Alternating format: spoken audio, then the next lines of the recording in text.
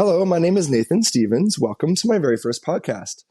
Today's podcast is going to be focused on types of memory and why we can and can't remember things, in particular to an article written by Lisa Genova, published September 29th, 2021 in ideas.ted.com. It is an excerpt from her book, Remember, The Science of Memory and the Art of Forgetting. Lisa has a degree in biopsychology and a PhD in neurosciences from Harvard University. In the article, she starts by talking about an anecdote where she lost her car in a parking garage. I've been there. You've probably been there. And it basically means that she's saying that she parked her car, but she wasn't really paying attention to where exactly she parked it, and therefore wasn't able to recall the information later on. She says that if we want to remember something, above all else, we need to notice. And noticing requires two things: perception, seeing, hearing, feeling, and attention. She goes on to say, your memory isn't a video camera recording a constant stream of every sight and sound you're exposed to. You can only capture and retain what you pay attention to. So this is important in regards to learning. How we learn something, can we recall it? Were we paying attention when we read it, or were dictated it, or what have you not? So there's a little bit of science behind the types of memory, and we're going to refer to our Adult Learning, Linking Theory and Practice PIDP textbook to learn a bit more about that. So we have our limbic system, which is where the sensory perception comes into our brain, our neocortex, which is sort of analyzing this information and deciding whether it's important or not, and whether we're going to pay attention or whether we're going to ignore it. And if we're paying attention, then it'll get logged into our long-term memory, and then we'll be able to access it later on. Within our long-term memory, there's multiple types. We have the procedural, we have episodic, and we have semantic. Procedural part of our long-term memory is the habituated cognitive and motor skills part. So that's learning to ride a bike or drive a car or type on a computer. All those things, once you've learnt them, you'll be able to access them fairly easily without having to think about it too much.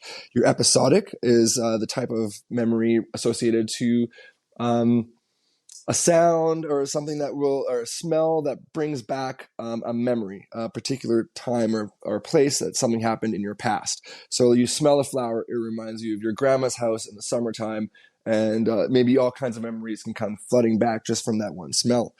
Your semantic knowledge is long-term memory, is your knowledge base of factual information. So your phone number, your address, the street you drive to get to work.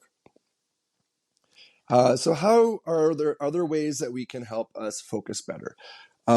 Lisa says paying attention requires conscious effort, and she says that your brain is usually zoned out, and to make it how to make it focus easier, things you can do are things like getting a good amount of sleep at night, 7 hours or more, meditating.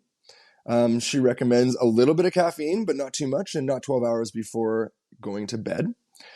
She talks about having a healthy diet of whole foods, about exercising physically and mentally. So learning other things can help you learn the things that you want to focus on, and just getting your brain active are ways to help yourself be able to focus better.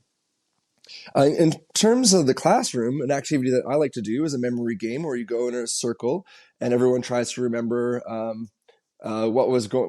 it's a memory game. So you're in a circle, everyone sits there, and we're talking today about wine varietals. I teach wine, so we're talking about wine varietals.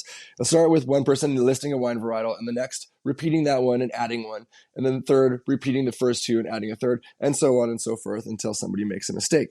When that person makes a mistake, they're out for the round, but instead of just being out, we're going to give them a purpose, and that purpose is to try and distract the remaining players in the game. So it makes it a little bit harder to remember. It makes it harder to focus. But by doing that activity, you will sharpen your brain at being able to pay attention and focus. And hopefully you remember a lot more of these wine varietals over time. So that is basically how the brain works in terms of memory and what types of memory there are, and some things you can do to help improve that. Just a little activity that you can do in your class if you feel like it. That has been my podcast about types of memory and how we remember things. And I hope you've learned something. I certainly did.